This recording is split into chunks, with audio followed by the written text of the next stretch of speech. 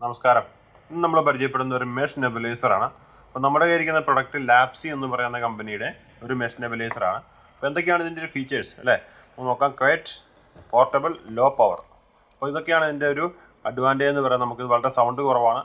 നമുക്ക് യാത്രകളിലൊക്കെ നമുക്ക് ട്രാവൽ ചെയ്യുമ്പോൾ ക്യാരി ചെയ്യാൻ പറ്റും. പിന്നെ വളരെ ചെറിയൊരു കറണ്ടിൽ ഇത് വർക്ക് ചെയ്യും. അപ്പോൾ ഇതൊരു റീചാർജബിൾ ഡിവൈസ് ആണ്. ഇതിനകത്തൊരു USB പവർ കേബിളുണ്ട്. ആ കേബിൾ നമുക്ക് കുത്തിക്കൊണ്ട് നമ്മുടെ സി ടൈപ്പ് ചാർജിങ് പോർട്ടാണ് വരുന്നത്. അത് ഉപയോഗിച്ച് നമുക്കിത് റീചാർജ് ചെയ്യാം. പിന്നെ ഇതിന് 1 ഇയർ വാറണ്ടി കമ്പനി പ്രൊവൈഡ് ചെയ്യുന്നുണ്ട്. ഒരു 1 ഇയർ നമുക്ക് എന്തെങ്കിലും കംപ്ലയിൻസോ കാര്യങ്ങളൊക്കെ ഉണ്ടെങ്കിൽ ഡിവൈസ് നമുക്ക് റീപ്ലേസ് ചെയ്ത് തരുന്നതാണ്. അപ്പോൾ അതെന്തൊക്കെയാണ് ഇതിൻ്റെ പ്രവർത്തന രീതി നമുക്കൊന്ന് നോക്കാം. ഓക്കെ, അപ്പോൾ ആദ്യം നമ്മളിത് അൺബോക്സ് ചെയ്യുമ്പോൾ നമുക്ക് കിട്ടുന്ന ഇതൊരു ഡിവൈസാണ്. ഇതാണ് ആ ഒരു നെബുലൈസർ അല്ലെങ്കിൽ ആ ഒരു ഡിവൈസ് എന്ന് പറയുന്നത്.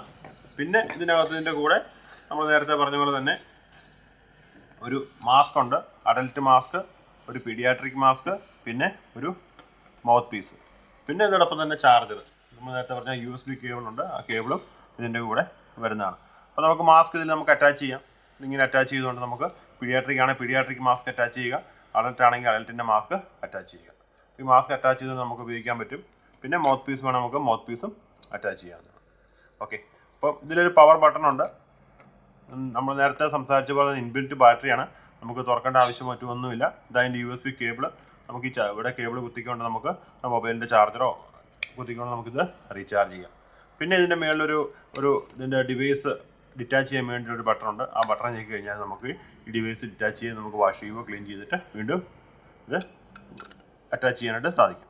ഓക്കെ, ഇതാണ് ഇതിൻ്റെ ഒരു ഡിവൈസ് എന്ന് പറയുന്നത്. ഇനി നമുക്ക് ഇതിൻ്റെ പ്രവർത്തന രീതി നോക്കാം. നമുക്കിതിൻ്റെ മേളിലൊരു ക്യാപ്പുണ്ട്. ഈ ക്യാപ്പ് ഊരി കഴിഞ്ഞാൽ നമുക്കിതിലേക്ക് നമുക്ക് നോർമൽ സലൈൻ അല്ലെങ്കിൽ നമുക്ക് ആവശ്യമായ മെഡിസിൻ ഇതിലേക്ക് ഒഴിക്കുക. അതിനുശേഷം ഇത് അടച്ചു വെക്കുക.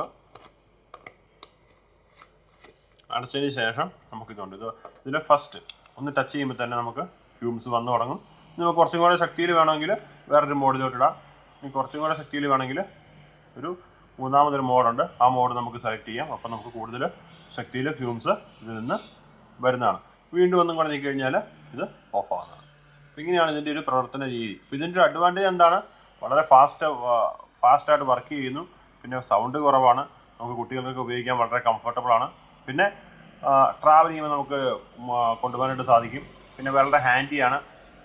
പിന്നെ മെഡിസിൻ പൂർണ്ണമായിട്ട് നമുക്ക് ഇതിനകത്ത് ഉപയോഗിച്ച് തീർക്കാൻ പറ്റും. അപ്പോൾ വലിയ നെബുലൈസർ ആകുമ്പോൾ നമുക്ക് പറയാം ഒരുപാട് സൗണ്ടും കാര്യങ്ങളൊക്കെ ഉണ്ട്. ഇതിൻ്റെ സൗണ്ടും കാര്യങ്ങളൊന്നുമില്ല. അതോടൊപ്പം തന്നെ മെഡിസിൻ ഒട്ടും വേസ്റ്റ് ആകുന്നില്ല.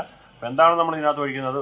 ലാസ്റ്റ് ഡ്രോപ്പ് വരെ നമുക്ക് ഇത് കംപ്ലീറ്റ്ലി ഉപയോഗിക്കാനായിട്ട് സാധിക്കും. അപ്പോൾ നമുക്ക് മാസ്ക് ഉണ്ടെങ്കിൽ മാസ്ക് നമുക്കിങ്ങനെ ഇതിലോട്ട് കണക്ട് ചെയ്യാം. അപ്പോൾ ഇതെല്ലാം വാഷബിളാണ്. നമുക്ക് വാഷ് ചെയ്ത് ഇത് ഉപയോഗിക്കാനായിട്ട് സാധിക്കും. മാസ്ക് നമ്മൾ ഇതിലേക്ക് അറ്റാച്ച് ചെയ്യുക. അറ്റാച്ച് ചെയ്ത് നമുക്ക് ഇങ്ങനെ ഉപയോഗിക്കാം.